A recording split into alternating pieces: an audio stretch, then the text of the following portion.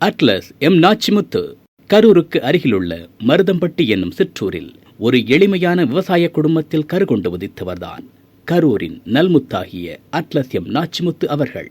அரசு பள்ளியில் பள்ளி படிப்பை முடித்த இவர் பொள்ளாச்சி நாச்சிமுத்து பாலிடெக்னிக்கில் பொறியியல் பட்டப்படிப்பை முடித்தார். கிரேக்க கதைகளில் வானுலகை தன் தோளின் மீது சுமப்பதாக கருதப்படுபவர் அட்லஸ். குடும்பம், தொழில் மற்றும் தான் சார்ந்திருக்கும் சமுதாய முன்னேற்றம் போன்ற பெரும் பொறுப்புகளை சுகமாகவும் வெற்றிகரமாகவும் சுமந்து கொண்டிருப்பதாலோ என்னவோ அட்லஸ் என்ற பெயர் இவரோடு ஒட்டி கொண்டது. 1965ஆம் ஆண்டு ஸ்டார் எலக்ட்ரிக்கல்ஸ் என்ற சிறிய மின்சாதன விற்பனையகத்தை துவக்கிய இவர் 1975ஆம் ஆண்டு கைத்தறி துணி உற்பத்தி தொழிலில் நுழைந்தார்.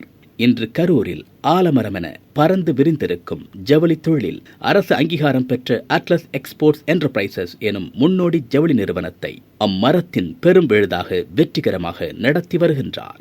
1994ஆம் ஆண்டு முதல் 2009 வரை தொடர்ந்து 16 ஆண்டுகளாக கரூர் எக்ஸ்போர்ட்ஸ் அசோசியேஷனில் பொருளாளராக பதவி வகித்த இவர் 2009ஆம் ஆண்டு முதல் அதன் தலைவராக திறம்பட பணியாற்றி வருகின்றார். சென்னை ஹேண்ட்லூம் எக்ஸ்போர்ட் ப்ரமோஷன் கவுன்சிலின் எக்ஸிகியூட்டிவ் கமிட்டி மெம்பராக 12 ஆண்டுகள் சேவை புரிந்த இவர் அதன் துணைத் தலைவராக 2 ஆண்டுகள் பாராட்டத்தக்க வகையில் பணியாற்றினார். கரூரின் புகழ்பெற்ற கொங்கு கல்வி அறக்கட்டளையின் பொருளாளராக பணிபுரிந்த இவர் 2007ஆம் ஆண்டு முதல் அதன் தலைவராக சேவையாற்றி வருகின்றார். 2 மேல்நிலைப் பள்ளிகள், ஒரு கலை அறிவியல் கல்லூரி ஆகியவற்றை கரூர் பகுதி மாணவர்களின் கல்வி மேம்பாட்டிற்காக இவ்வறக்கட்டளை நடத்தி வருகின்றது. மேலும் 2000 பேர் அமரக்கூடிய நவீன வசதிகள் கொண்ட அட்லஸ் கலையரங்கம் இவரின் எண்ணத்தில் கருகொண்டு உருப்பெற்று இன்று கரூரின் சிறந்த அடையாளமாக திகழ்ந்து கொண்டிருக்கிறது. 2009ஆம் ஆண்டு துவக்கப்பட்ட கரூர் ஜவுளி பூங்காவின் நிறுவனர் இவர்.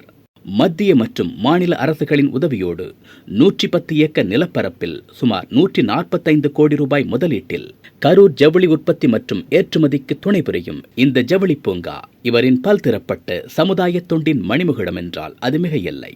பாரத சாரண சாரணியத்தின் மாவட்ட தலைவராகவும் இவர் சேவையாற்றி வருகின்றார். கரூர் நகரின் உன்னத தேவையான பேருந்து நிலையம் அமைவதற்கு சுமார் 40 கோடிக்கும் அதிகமான மதிப்பு பெறும் 12.14 ஏக்கர் நிலத்தை கரூர் நகராட்சிக்கு தானமளித்தவர்தான் நம் சமகாலத்தில் வாழும் பெரும் கொடைவள்ளல் இந்த முத்து. இவருக்கு 2008ஆம் ஆண்டு கொங்கு சாதனையாளர் விருதளித்து மதிப்பு செய்த சென்னை கொங்கு நண்பர்கள் சங்கம் மீண்டும் 2011ஆம் ஆண்டு கொங்கு மாமணி என்ற உயரிய விருதளித்து இவரின் சமுதாய சேவையை அங்கீகரித்து பாராட்டியது. 2006ஆம் ஆண்டு ஜவுளி ஏற்றுமதி வர்த்தகம் தொடர்பாக சீன நாட்டிற்கு அரசு அனுப்பிய 8 உறுப்பினர்களை கொண்ட குழுவில் ஒருவராக அங்கம் வகித்து பணியாற்றியவர். சென்னை சவிதா பல்கலைக்கழகம் 2015ஆம் ஆண்டு வாழ்நாள் சாதனையாளர் எனும் மதிப்பிற்குரிய விருதை அளித்து இவரின் சமுதாய சேவையை உலகிற்கு பறைசாற்றியது. இது மட்டுமல்ல நண்பர்களே, அதே ஆண்டு சென்னை கொங்குநாடு அறக்கட்டளை இவருக்கு காளிங்கராயன் விருதினை அளித்து பாராட்டியது. தமிழக அரசின் ஜவுளி அமைச்சகத்தின் சார்பில் ஜவுளி ஆலோசனை குழு உறுப்பினராக இவரை நியமித்து இவரது சேவை நாட்டிற்கு கிடைக்க வழி செய்தது. எளிமை, தன்னம்பிக்கை, கடின உழைப்பு, நேரம் தவறாமை, புதுமை சிந்தனை புனைதல், ஒழுக்கம், நேர்மை, மற்றவர்களுக்கு உதவும் குணம் ஆகிய உயரிய பண்புகள் ஒருங்கே அமையப்பெற்ற நல்முத்தாகிய அட்லஸ் எம் நாச்சிமுத்து அவர்கள் மனிதர்களில் வித்தியாசமானவர். Yes, he is making a difference.